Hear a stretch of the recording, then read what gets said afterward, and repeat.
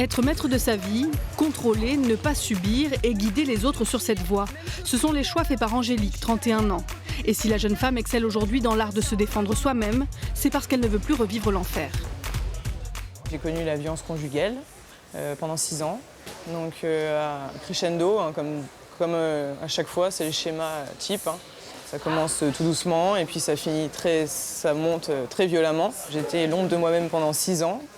Et puis quand je suis sortie de ma cage, que je me suis faite moi-même, je me suis réouvert au monde, j'ai repris mes activités.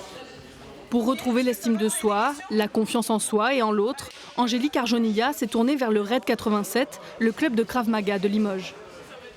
Fesses au sol, je suis puissant mais c'est moyen. Dès que je lève, j'utilise les hanches. J'ai un travail beaucoup plus puissant. Et en à peine 3 ans, elle est aujourd'hui en passe de devenir instructrice. Elle est surdouée. Elle a appris la méthodologie très rapidement. C'est une belle personne, qui est surtout dans l'enseignement énormément. On voit que tout le monde l'apprécie, c'est une très bonne ambiance. Ses premiers cours, elle les donne sous le regard de sa fille, Maya, forcément admirative. Je sais qu'elle a fait beaucoup de choses. Elle s'est mangé des coups dans la tête, elle s'est fait mal à la cheville, elle a fait tout pour qu'elle y arrive et devenir formatrice. Tu es fière d'elle ? Oui. Pourquoi ? Parce qu'elle est forte. Bonjour!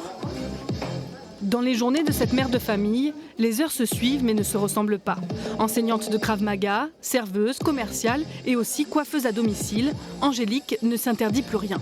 Depuis maintenant 4 ans, j'explose, on va dire, un petit peu. Et je fais tout ce que j'ai envie de faire, en fait. Je ne me pose pas trop de questions. Quand j'ai vraiment envie de faire quelque chose, je fais tout pour le faire. Allez, à fond! Et dans ses rêves, il y avait celui d'aider les femmes isolées, les mères au foyer ou celles qui ont peu de moyens. Alors, avec des amis, elle a fondé Move Sisters, une association qui leur permet de pratiquer du sport comme à la salle, mais pour un tarif très abordable.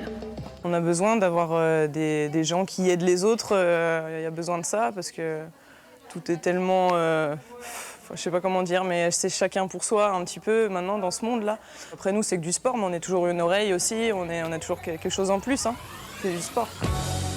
Accepter les mains tendues et tendre la main en retour, prendre soin de soi et des autres, tout particulièrement des femmes, Angélique Arjonilla a su réveiller en elle une force insoupçonnée.